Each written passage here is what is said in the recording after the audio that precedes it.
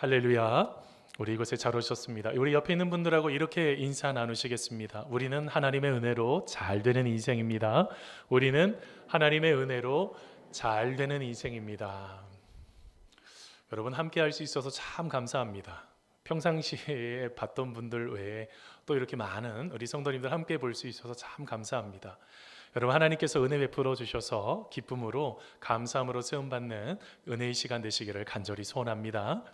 여러분 지난주에 도시 공동체 연구소에서 11주년 기념 예배가 있었습니다. 그러면서 세미나가 하나가 진행이 됐는데 디지털 신앙 온라인 교회 이런 세미나를 진행을 했죠. 그때 기조 발언을 했던 성석한 교수님이 계십니다. 장신대 기독교와 문화 교수님이신데요. 그 교수님이 그런 이야기를 하면서 강연을 시작하는 것입니다. 교회는 지속할 수 있는가의 질문을 가지고 시작하겠습니다 라고 했습니다. 여러분 이 지속 가능한이라는 것, 회사도 마찬가지죠. 언제까지 지속 가능할 수 있을까? 이거는 굉장히 중요한 화두입니다. 근데 교회도 그러하죠. 언제까지 지속할 수 있을 것인가? 바로 이 부분에 대한 그것을 가지고 강연을 쭉 하시는 것입니다. 그러면서 그 강연 중에 초대교회에서부터 근대 시대까지는 보는 것에 집중을 했다는 것입니다. 내가 눈으로 보이는 거예요. 여러분 내가 눈으로 보이는 거, 어떨 때는 믿음은요 보이지 않는 것을 믿는 신앙을 가지고 있는 게 여러분 믿음이잖아요. 그런데 근대까지 사람들은 보는 것에 집중했다는 것입니다. 그래서 아름다운 그림도 그리고 여러 가지 눈으로 보이는 것을 집중했죠. 그러던 중에 종교개혁 그뿐만 아니라 그 뒤에 근대 시대에 여러분 데카르트가 나는 생각한다 고로 존재한다 라는 시기에 사람들은 생각하는 것에 집중하게 됩니다. 그럼 우리가 많은 생각이 있어야 되죠. 어떻게 건강하게 풀어낼지에 대한 생각이요. 자, 그런데 어떤 문제가 생겼냐면 포스트 모더니즘 사회가 돼버린 것입니다. 2000년 거의 1990년대 후반부터 이게 지금 포스트 모더니즘이라는 단어가 굉장히 많아요. 그 전에 있었던 근대적인 생각을 탈피한다는 것입니다. 포스트 모더니즘은. 자, 그러면서 어떻게 될까요? 사람들이 의심을 하기 시작을 했습니다. 이게 명증성이라는 문제예요. 그것이 정확하게 증명이 될 수 있느냐는 거예요. 네가 생각하는 그 생각이 맞아? 이것을 의심하기 시작을 했습니다. 네가 지금 보는 것이 맞는 거야? 라는 그 보는 것에 대한 질문을 던지기 시작한 것입니다. 그게 바로 지금 시대 이 코로나19 직전까지의 포스트 모더니즘 사회의 특징입니다. 그런데 4차 산업혁명이 되면서 더 심각한 여러 가지 문제점들이 많이 일어났죠. 그 중에서 하나가 큰 변화 중에 하나가 뭐에 관심을 갖기 시작했냐면 연결하기와 접속하기에 관심을 갖기 시작합니다. 우리가 잘 연결되어 있느냐는 거예요. 여러분들 많은 성도님들과 잘 연결이 되어 있습니까? 저는 이번에 코로나19를 지나면서 성도님들과 연결이 잘 되어 있는 분들은 이 시기를 잘 견뎌내는 분들의 이야기를 많이 듣습니다. 그런데 연결이 안 되어 있는 분들, 혼자서 신앙생활 하시는 분들, 이런 분들은 신앙에서 많이 낙오되는 이야기들을 끊임없이 듣게 됩니다. 왜 그럴까요? 지금의 시대가 바로 이 연결되어지고 접속하는 것에 참 많은 관심을 갖고 있기 때문에 그러합니다. 자, 그런데 문제가 하나가 생겼습니다. 여러분 이 코로나19 이후에 우리는 연결되고 싶고 접속하고 싶지만 우리가 불완전하다는 데 문제가 생깁니다. 그러면서 우리는 끊임없이 갈등이 일어납니다. 우리의 마음이 낙심이 되고 실족하게 되고 우리가 많은 여러 가지 눈으로 드러나지 않았던 것까지도 이제는 다 드러나게 되다 보니 이제는 여러 가지 문제 속에 어려움 속에 처하게 됩니다. 연결되고 싶은데 연결이 되지가 않습니다. 바로 이런 문제들 어떻게 풀어내야 될까요? 그 문제는 오늘 말씀 속에 나타나는 예수님 시대에도 바로 예수님의 말씀 속에 그런 여러 가지 갈등의 문제들, 실족의 문제들, 내 힘으로 풀어낼 수 없는 그 죄의 문제들, 그건 교회 공동체 내에서도 일어날 수가 있는 그 문제인데 이것을 어떻게 풀어야 되는지 예수님이 가르쳐 주시는 그 지혜로 우리가 오늘 시간을 같이 알아가려고 합니다. 여러분 교회에 범죄가 생기고 아니면 여러 가지 이렇게 연결이 끊어지는 갈등과 실족의 문제가 일어날 때 우리는 어떻게 해야 될까요? 예수님이 가르쳐주신 첫 번째는요, 비공식적으로 1대1로 대화하셔야 된다는 거예요.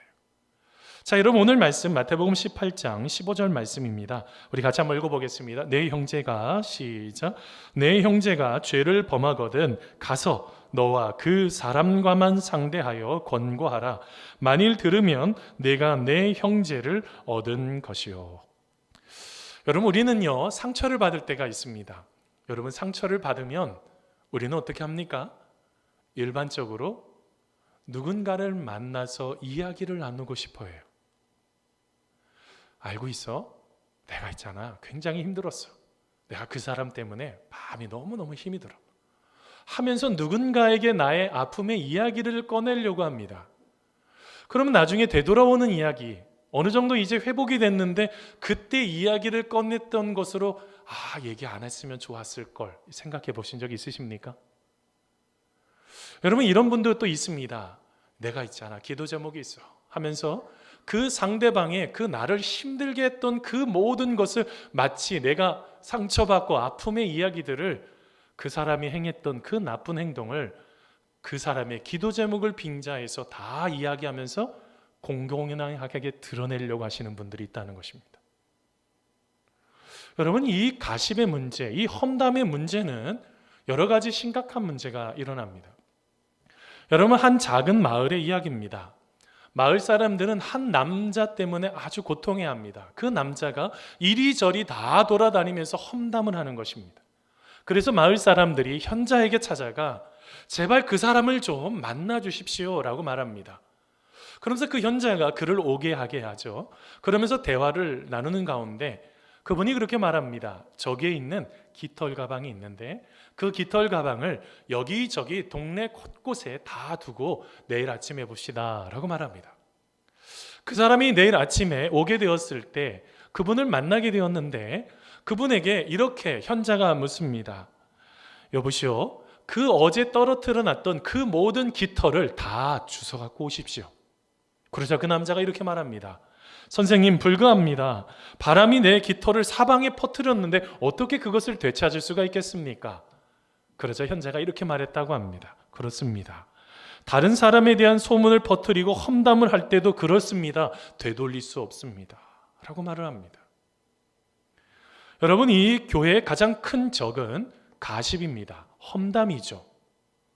누군가의 이야기를 하는 것 참 쉬운 거지만 우리의 삶 속에 이것이 얼마나 큰 문제가 되는지를 놓쳐버리는 것입니다. 왜요?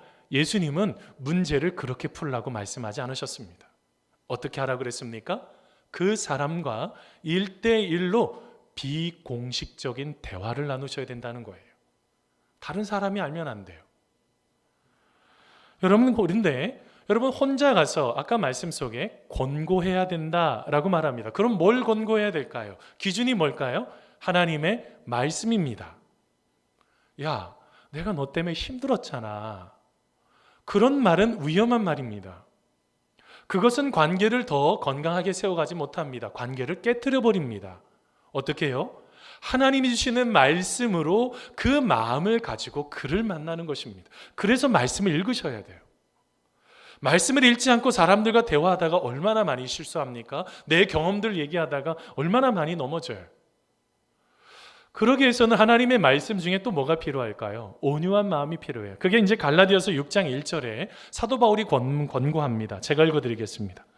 형제들아, 사람이 만일 무슨 범죄한 일이 드러나거든 신령한 너희는 온유한 심령으로 그러한 자를 바로잡고 너 자신을 살펴보아 너도 시험을 받을까 두려워하라. 이렇게 말씀하셨습니다. 어떤 마음이요? 온유한 마음이요. 부드러운 마음이기도 하고요. 내 마음이 강직하지만 그것을 표현할 때는 그것을 잘 제어할 수 있는, 내 감정을 제어할 수 있는 온유한 심령으로 그를 만나야 되는 것입니다. 자기 감정을 컨트롤하지 못하면 2, 3일 지나서 만나보세요. 그게 더 낫습니다. 자, 그런데 해결이 안 되는 거예요. 이 죄의 문제가. 두 번째 단계로 넘어갑니다. 두 번째 단계도 비공식적인 대화입니다. 근데 혼자 만나는 게 아니라 한두 사람을 같이 데리고 가는 것입니다. 자, 여러분 오늘 말씀 마태복음 18장 16절 말씀인데요. 같이 한번 읽어보겠습니다. 시작. 만일 듣지 않거든 한두 사람을 데리고 가서 두세 증인의 입으로 말마다 확증하게 하라. 아멘. 여러분 오늘 말씀에 함께 가는 사람은요, 나하고 친한 사람들이 아니에요. 친한 사람을 데리고 가면 문제가 생길 때가 있습니다. 왜냐하면 그 친한 사람이 내 편을 드니까 그러면 상대방의 입장을 헤아리질 못하는 거예요. 두세 사람을, 여러분 한두 사람을 같이 가는 이유가 뭘까요? 그 사람이 전혀 모르는 사람들이었는데 이 문제는 그 범죄를 저지른 사람을 세워가야 되는 것임을 이 한두 사람이 알아야 되기 때문에 그래요. 내 마음은 아직 해결이 되지 않고 정리가 되지 않지만 나와 함께 있는 한두 사람은 그래도 이 사람을 세워주고 싶은 마음이 있는 거예요. 하나님의 형제의 자매 공동체 안에 같이 이 사람을 데리고 갈 수 있는 그런 사람을 모시고 가야 되는 것입니다. 그렇게 같이 모시고 가서 어떻게 하는 것입니까? 그가 다시 그리스도인으로 돌아올 수 있도록 격려하는 것입니다. 그 사람이 다시 하나님 안에서 빨리 돌아올 수 있도록 옆에서 격려하는 것이죠. 그런데 여러분 증인을 세운 거죠. 그런데 그렇게 했는데도 해결이 되지 않아요. 자, 그러면 다음 단계로 넘어가라고 예수님께서 말씀하십니다. 그게 뭡니까? 교회의 이야기를 하는 거예요. 여러분 오늘 말씀, 여러분 마태복음 18장 17절 상반절 말씀 한번 읽어보겠습니다. 같이 읽겠습니다. 만일, 시작. 만일 그들의 말도 듣지 않거든 교회에 말하고. 아멘. 공개적으로 그들의 범죄를 드러내는 것입니다. 그런데 공개적으로 드러내지 못한 순간도 있어요. 그렇게 일반적이지 않은 상황도 있습니다.